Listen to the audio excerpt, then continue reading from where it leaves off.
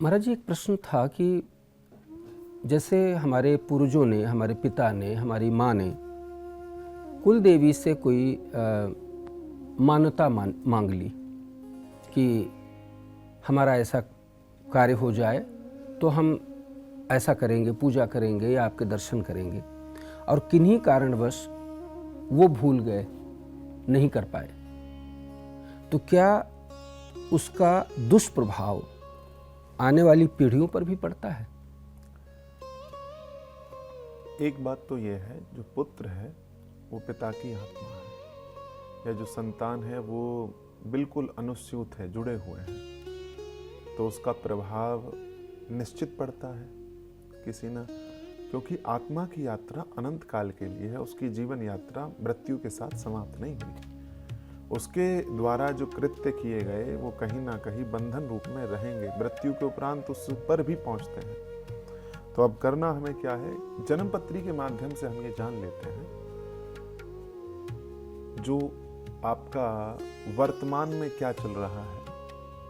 उस कुंडली को देख करके ये जाना जा सकता है। दोनों कुंडलियों का सम्मिलन किया जाता है। आपकी जो जन्मपत्री है, जन्मपत्रिका है वो, और जो वर्तमान का आपका हॉरोस्कोप है, जिसे हम गोचर बोलते हैं, गोचर में आपके क्या चल रहा है, इन दोनों के सम्मेलन से बिल्कुल तस्वीर स्पष्ट हो जाती है कि आप कहाँ अटके हुए हैं, क्या समस्या है और निवारण उसका कैसे होगा। अब इसी से जुड़ता हुआ महाराज जी एक प्रश्न है कि आज की अगर बात करें, बहुत सारे लोग खूब संपन्न हैं, खूब पैसे हैं उनके पास में, पर मन अशांत है महाराज जी, परेशान है वो।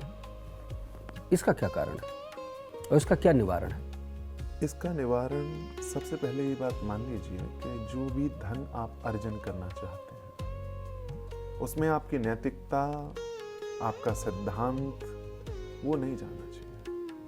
जिन लोगों ने अपने सिद्धांतों को खोकर, नैतिक आचरणों को खोकर जीवन में भौतिकता या धन की प्राप्ति की है, अंत में वो कहीं ना कहीं रोए हैं। उनकी मृत्यु अच्छी नहीं हो सकती।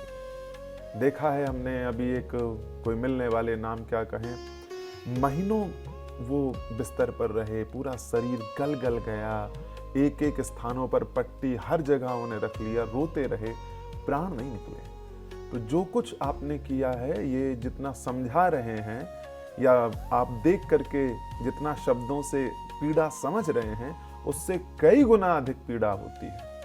तो यदि आप चाहते हैं कि वैसी पीड़ा आपको ना हो, तो जीवन को एज ए यात्रा देखें।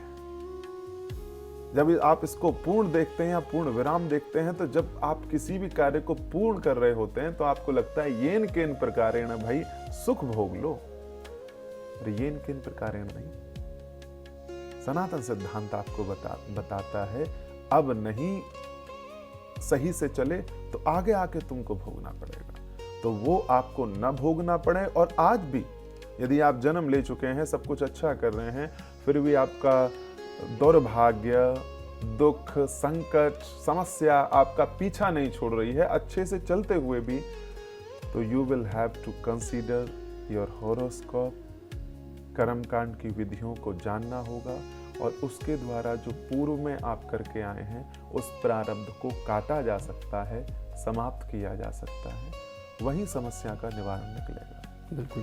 तो धन आए तो सही, लेकिन वो लक्ष्मी जी कैसे आए? गणेश जी के साथ आए, भगवान नारायण के साथ आए, शील के साथ आए, बुद्धि के साथ आए, विवेक के साथ आए, तब तो लक्ष्मी लक्ष्मी है।